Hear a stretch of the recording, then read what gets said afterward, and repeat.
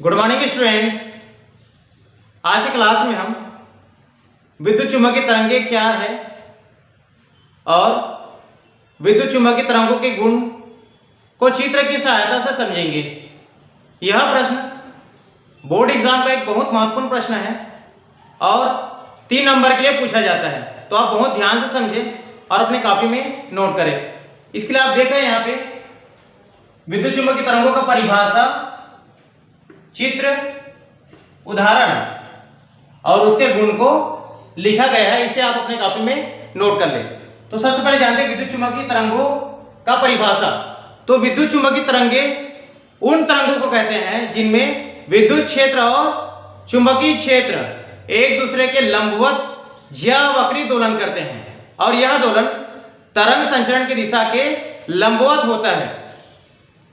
विद्युत चुम्बकीय तरंगे उन तरंगों को कहते हैं जिनमें विद्युत क्षेत्र और चुंबकीय क्षेत्र एक दूसरे के लंबवत या वक्री दोलन करते हैं और यह दोलन तरंग संचरण की दिशा के लंबवत होता है। अब यहां पर हम जानते हैं ज्यावक्री को हम बोलते हैं साइन वेव। ज्यावक्री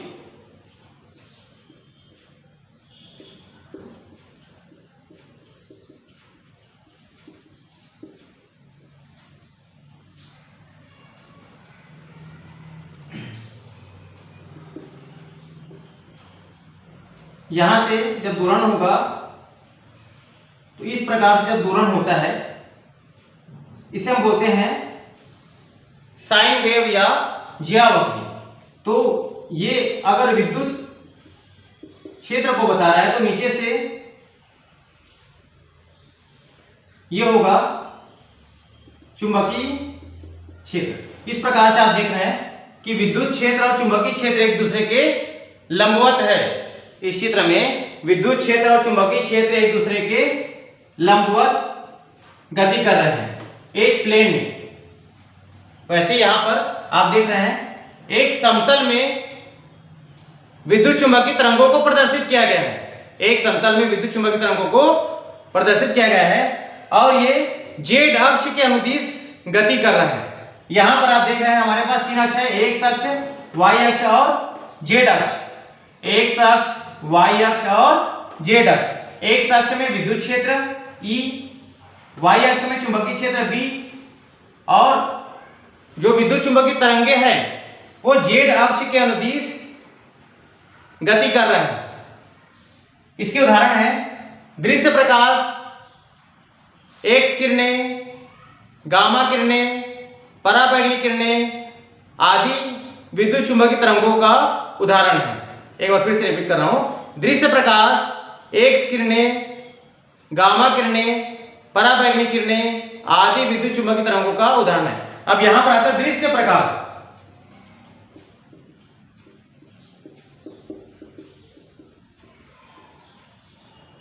तो मनुष्य की आंखें विद्युत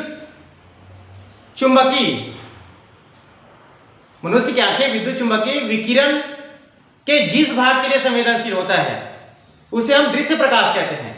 मनुष्य की आंखें विद्युत चुंबकीय विकिरण के जिस भाग के लिए संवेदनशील होता है उसे हम दृश्य प्रकाश कहते हैं। और दृश्य प्रकाश का तरंग दैर्ध्य